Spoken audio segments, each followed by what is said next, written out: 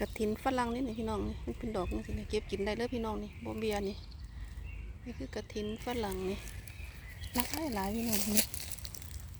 นี่กระถินฝรั่งนี่สิโบเบียพี่น้องกินได้ถ้าเป็นดอกเป็นพวงหันจะเก็บเพื่อพี่น้องจ้ะแบบนี้กินได้จ้ะนี่แบบนี้กินได้อันนี้คือกระถินฝรั่งจ้ะแต่ดอกเพิ่นเป็นพวงย่อยย้ำยางลงมาหันกินบ่ได้จ้ะอันนี้กินได้พี่น้องอันนี้ค่ายซูเบิ้งนี่เลยเขาเจียงสีนี่กินได้นี่ดอกกระถินฝรั่งดอกคนนะ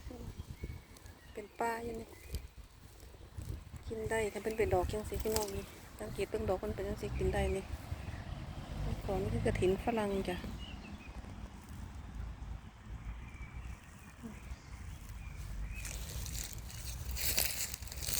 กระถินฝรั่งกินได้